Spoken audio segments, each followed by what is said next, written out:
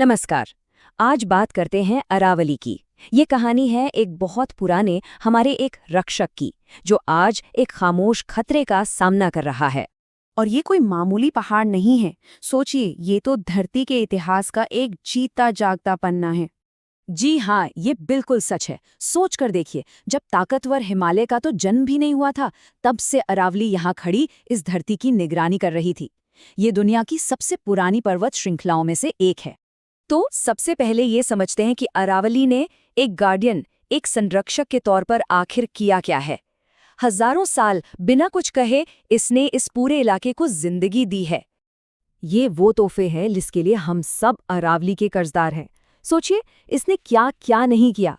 रेगिस्तान की जो गर्म हवाएं हैं ना, उनके सामने दीवार बनकर खड़ी हो गई। मॉनसून के बादलों को रोक लिया ताकि सूखी जमीन पर बारिश हो। फिर उसी बारिश के पानी को जमीन के अंदर पहुंचाया, ग्राउंड वाटर को रिचार्ज किया, और तो और थार के रेगिस्तान को भी आगे बढ़ने से रोके रखा। आज इस इलाके में जो कुएं हैं, नदियां हैं, झीलें हैं, सब कुछ अरावली की ही तो देन है। लेकिन हजारों साल की सेवा के बदले में इसे मिल क्या रहा है? मौत। वही अरावली, हमारा वो खामोश गार्डियन, आज उसे धीरे धीरे खत्म किया जा रहा है।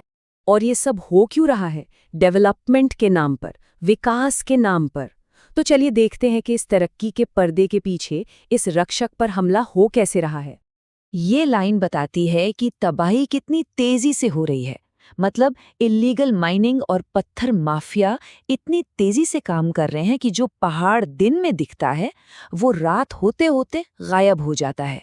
एक तरफ है सरकारी फाइलें, जहां सब कुछ एकदम ठीक है, सब कानून के हिसाब से, और दूसरी तरफ है जमीनी हकीकत, जो इसके ठीक उलट है।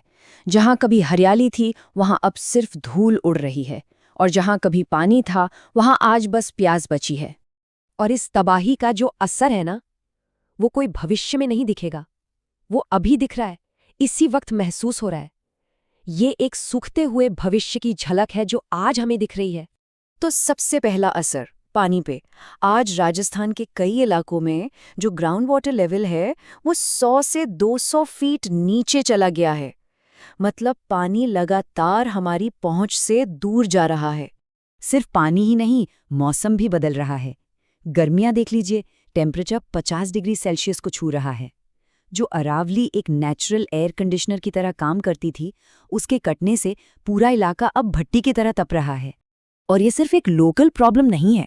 साइंटिस्ट ने साफ साफ चेतावनी दी है कि अगर अरावली और कमजोर हुई तो थार का रेगिस्तान बढ़ते बढ़ते दिल्ली के दरवाजे तक आ सकता है। मतलब ये पूरे नॉर्थ इंडिया के लिए एक बहुत बड़ा खतरा है। तो सवाल उठता है कि इतनी बड़ी वार्निंग के बाद भी इसे इग्नोर क्यों किया जा रहा है? चलिए अब उस छिपे हुए सच को देखते हैं, उन बहानों को और असली वजहों को समझने की कोशिश करते हैं। अक्सर एक बहाना सुनने को मिलता है, अरे अरावली तो अब वैसे भी खत्म हो चुकी है, अब इसे बचाकर क्या ही होगा। ये एक तरह से हार मान लेने वाली बात है ना? लेकिन सच ये नहीं है। सच तो ये है कि अरावली अभी भी जिंदा है, और वो खुद नहीं मर रही। उसे जानबूझकर मरने के लिए छोड़ा जा रहा है, इरादे से। तो फिर असली वजह क्या है? देखिए, सबसे पहली वजह है मुनाफा। माइनिंग और रियल एस्टेट का प्रॉफिट नेचर की हेल्थ से ज्यादा जरूरी समझा जा रहा है। दूसरी वजह, पहाड़ बोल नहीं सकते, वो अपने ऊपर हो रहे जुल्म के खिलाफ आवाज नहीं उठा सकते। और तीसरी, ये जो तबाही है ना, ये धीरे धीरे हो रही है, एक स्लो डेथ की तरह। इसलिए ये तुरंत एक बड़े खतरे की तरह महसूस नहीं होती, जब तक कि बहुत देर ना हो जाए। तो ये समझना बहुत जरूरी है कि ये लड़ाई सिर्फ कुछ पहाड़ों को बचाने की नहीं है, ये लड़ाई हमारे अपने भविष्य को बचाने की है। इस बात को ना एक सीधी सी चेन में समझते हैं।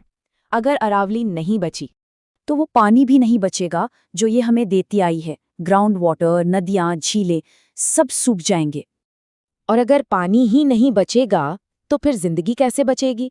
ये इतनी ही सीधी और उतनी ही डरावनी सच्चाई है। तो आखिर में एक सवाल है जो हम सबको खुद से पूछना होगा कि अगर आज हम चुप रहे तो कल हमारी आने वाली पीढ़ियां हमसे पूछेंगी, जब अरावली कट रही थी तब आप लोग क्या कर रहे थे? इस सवाल पर एक बार सोचिएगा जरूर।